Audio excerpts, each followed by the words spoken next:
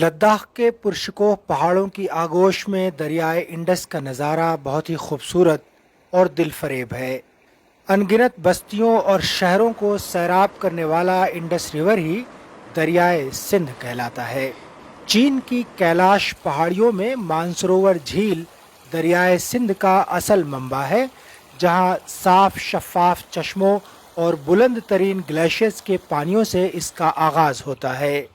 पाकिस्तान का तवील तरीन दरियाए सिंध खित्ते लद्दाख की इन्हीं हसीन वादियों से बड़ी शान शौकत के साथ बहता हुआ गुजरता है और हजारों मील की मसाफत के बाद कराची पहुंचकर बुहैरे अरब में जम होता है।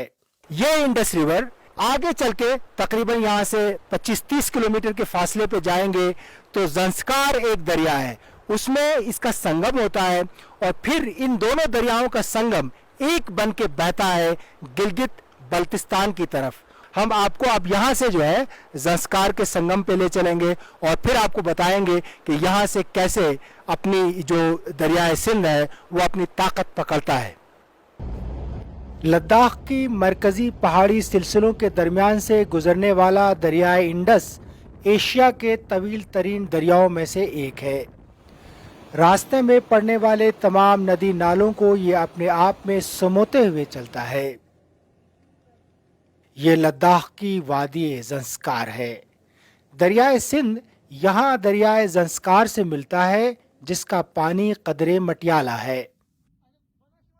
ये उसका पहला बड़ा संगम है जिसमें सयाहों की बड़ी दिलचस्पी रहती है।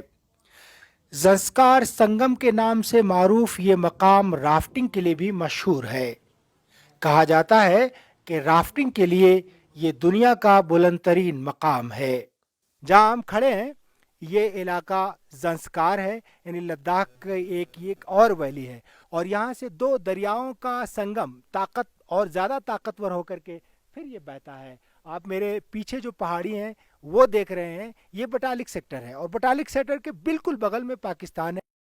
पहाड़ों का सीना चाक करते हुए दरियाए सिंध की रवानी और सब्जो नीलगू पानी का ज़ेरो बम काबिल दीद है। दरियाए सिंध में हर बरस दरियाए नील से दोगुना पानी बहता है। बटालिक सेक्टर के आलीशान पहाड़ों के दरमियान भी इसकी शानदार रवानी देखने के लायक है।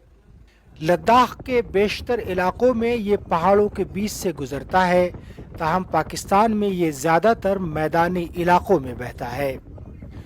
जुनूबी एशिया की कदीम सकाफ़तों में दरियाए सिंध का जिक्र बड़ी आन बान के साथ हुआ है। कहा जाता है कि ज़मीन की सैराबी के साथ ही इसकी आगोश में लालो गोहर भी पैवस्ता है। इस वक्त हम बटालिक सेक्टर में हैं और मेरे पीछे जो दरिया बह रहा है और जो पहाड़ है, पहाड़ के बिल्कुल पीछे पाकिस्तान है, ये समझ लीजिए। हमने दरियाए सिंध की कहानी आपको बताई कि लद्दाख में इसकी कैसे ओरिजिन होती, कहाँ से इसका आगाज़ होता है, फिर ये कैसे मुख्तलिफ दरियाओं से मिलता हुआ और पहाड़ों के चश्मों से जो पानी आता है उससे मिलता हुआ कैसे ये यहाँ बटालिक सेक्टर तक पहुँचता है और आगे जाकर के पाकिस्तान में दाखिल होता है और फिर दरियाए सिंध कहलाता है। सलाहुद्दीन ज़ैन, DW news, Batalik sector, Kargil.